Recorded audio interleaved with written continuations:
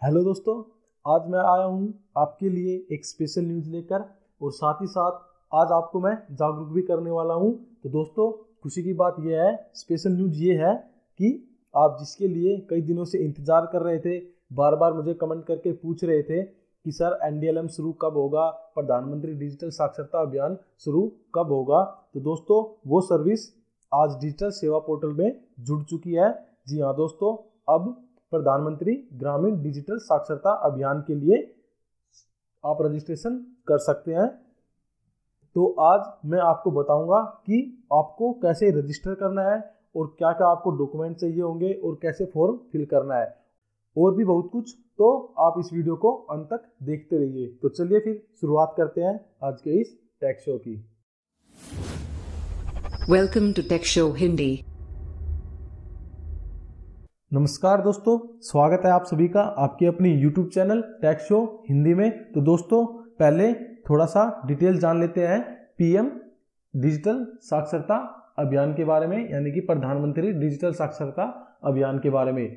तो चलिए हम पहले प्रधानमंत्री डिजिटल साक्षरता अभियान की साइट है जो ऑफिशियल, उस पर चलते हैं। PMGDISA.in आप यहाँ पर देख सकते हैं। एक मिनट मैं आपको दिखा देता हूँ। ये एड्रेस है www.pmgdisa.in। आपको इस वेबसाइट पर जाना है, ठीक है। उसके बाद आप यहाँ पर देख सकते हैं कि ये वेबसाइट अभी नई लॉन्च हुई है। इससे पहले ये वेबसाइट नहीं थी। अभी तक 39 ट्रेनिंग पार्टनर इससे जुड़ चुके हैं डिजिटल लिटरेसी ट्रेनिंग देने के लिए, और अभी कैंडिडेट रजिस्टर होने शुरू नहीं हुए हैं। तो आप अपने आप को इससे जोड़ सकते हैं और उसके लिए फॉर्म फिल कर सकते हैं। तो मैं आपको इसमें बता दूं, अगर आप यहाँ पर आना चाहें तो आप यहाँ पे आ सकते हैं और आपको यहाँ पर सारी चीज़ मिल जाएगी कि इसकी गाइडलाइन क्या है और क्या इसकी एलिजिबिलिटी है इसके लेने के लिए, इस पर स्टूडेंट रजिस्टर करने के लिए आपको किसे इस पोर्टल पर रजिस्टर करना है, किसे डिजिटल साक्षर करना है। इसके लिए मैं पहले भी एक वीडियो बना चुका हूँ। अगर आपने वो नहीं देखी है तो प्लीज़ मैं उसका लिंक डिस्क्रिप्शन में डाल दूंगा, आप उस वीडियो को देख लीजिए। उसकी क्या इम्प्लीमेंट प्रोसेस है, यानी कि उसकी इम्प्लीमेंट कैसे करना है, यानी कि इस पर सब कुछ दिया गया है। यहाँ पर आप देख सकते हैं ट्रेनिंग टैब में यहाँ पर दिया गया है स्टेट वाइज PM यानी कि साक्षरता अभियान जो है प्रधानमंत्री, उसके स्टेट वाइज कितने लोगों को आपको डिजिटल साक्षर करना है और क्या उसकी ट्रेनिंग प्रोसेस है, ट्रेनिंग पार्टनर कौन कौन से है, क्या आपको करना है, क्या आपको नहीं करना है, ट्रेनिंग सेंटर कैसे लेना है, यानी कि यहाँ पर आपको सारी चीज़ें मिल जाएगी।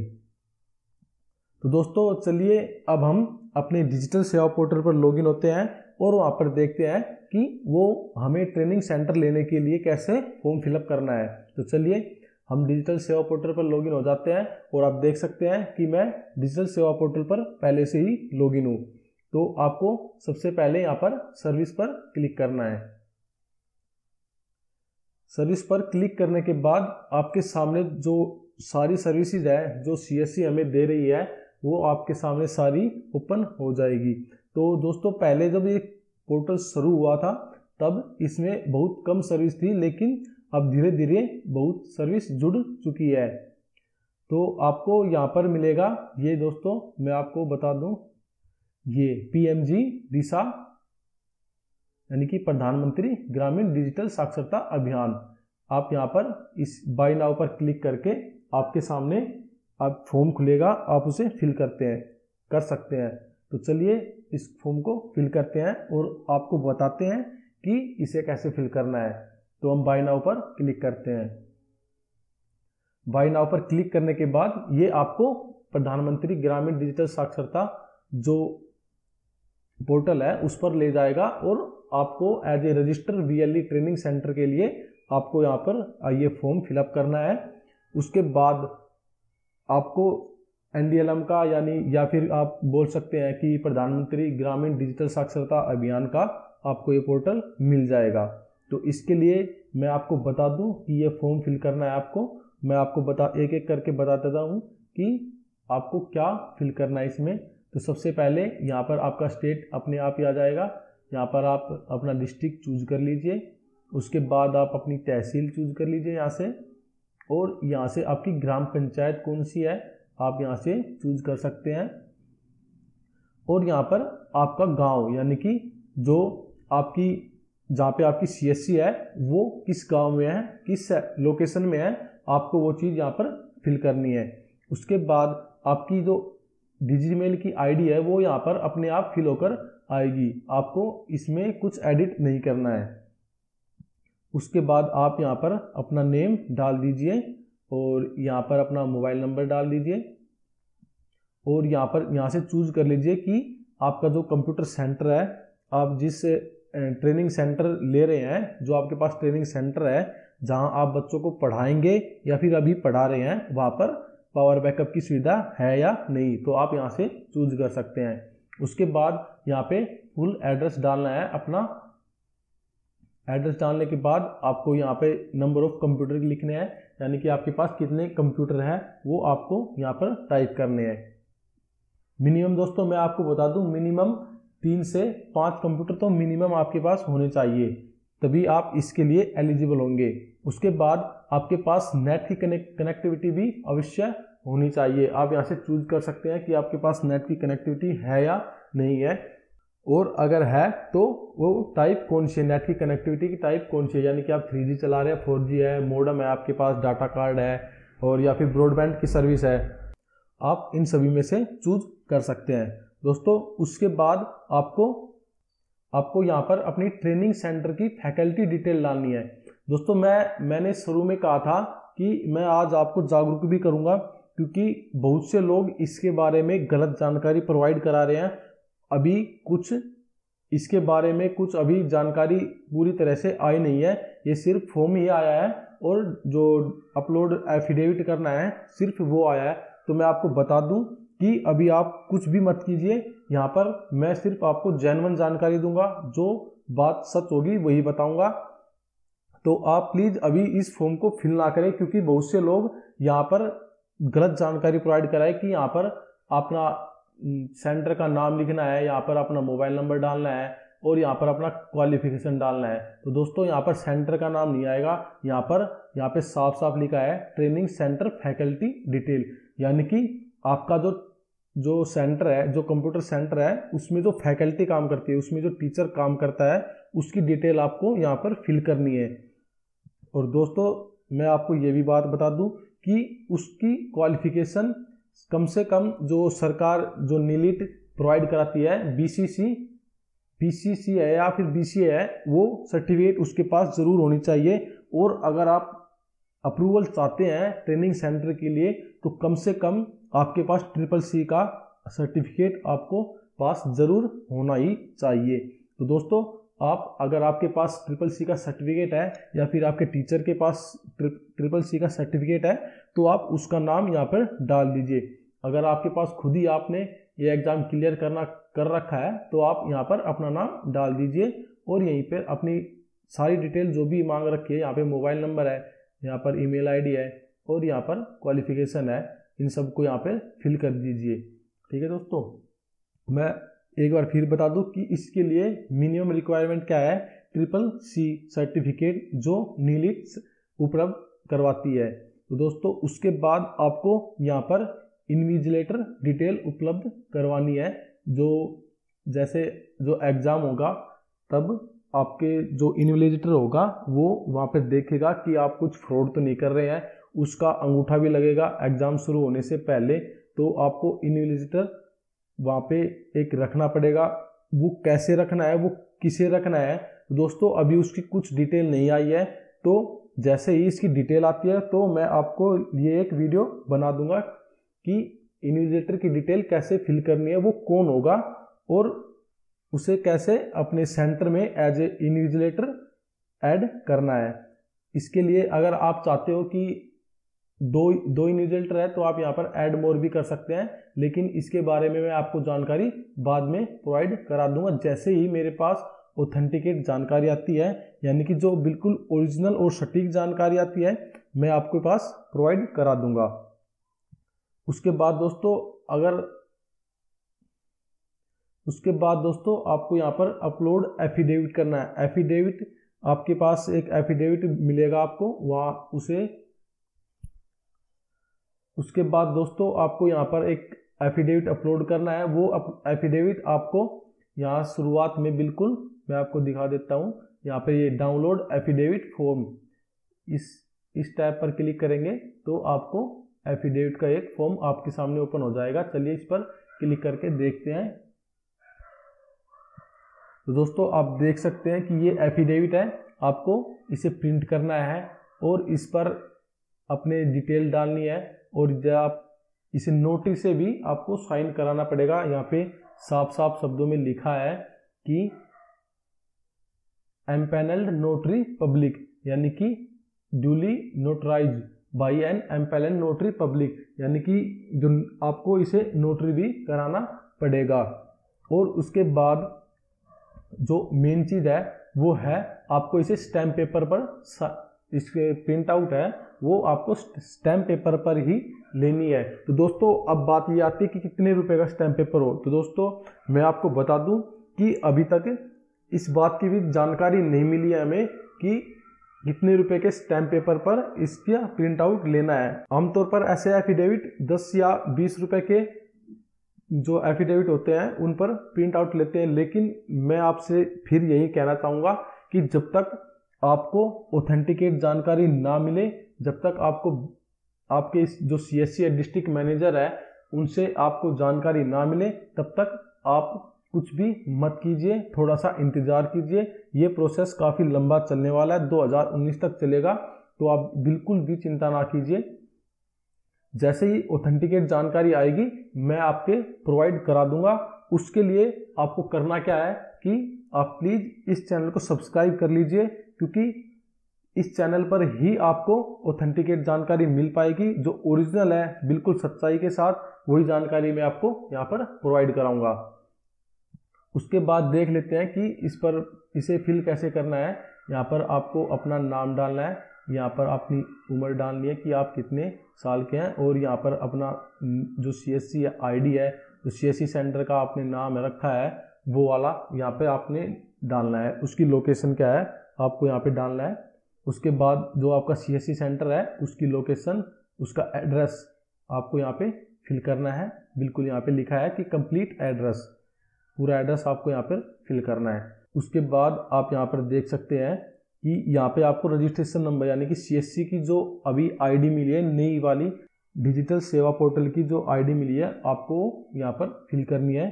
ठीक है, आपको यहाँ पर अपना स्टेट डालना है जिस स्टेट से आप है, और यहाँ पर सीएससी एसपीवीवी आएगा, क्योंकि हम सीएससी ही है जो हमारे ऊपर जो काम कर रही है, वो हम सीएससी के नीचे ही काम कर रहे हैं, तो यहाँ पर सीएससी आएगा। और यहाँ पर पैन कार्ड और आपका आधार नंबर यहाँ पे आएगा। ठीक है, उसके बाद दोस्तों मैं आपको बता दूं कि फिजिकल इंफ्रास्ट्रक्चर क्या है। मिनिमम जो ट्रेनिंग सेंटर लेने के लिए मिनिमम फिजिकल इंफ्रास्ट्रक्चर क्या है, उसके लिए दोस्तों आपके पास कम से कम 200 से 500 स्क्वायर फीट एरिया होना चाहिए। एक क्लासरूम होना चाहिए जिसमें आराम से 5 से 20 स्टूडेंट बिल्कुल आराम से बैठ सके। ठीक है, और दोस्तों जो लोकेशन होनी चाहिए ना, वो होनी चाहिए बिल्कुल आपके पंचायत में, यानी कि जहाँ पर आपकी जो सीएससी है उसी पंचायत में आपकी लोकेशन होनी चाहिए सेंटर की।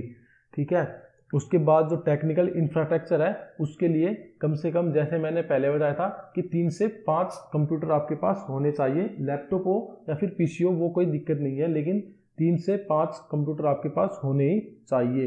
ठीक है, और कनेक्टेड होने चाहिए लोकल नेटवर्क से, यानी कि उन पे नेट चलना चाहिए, नेट होना चाहिए आपके पास, इंटरनेट कनेक्शन चाहिए, और एक वेबकैम चाहिए उनको।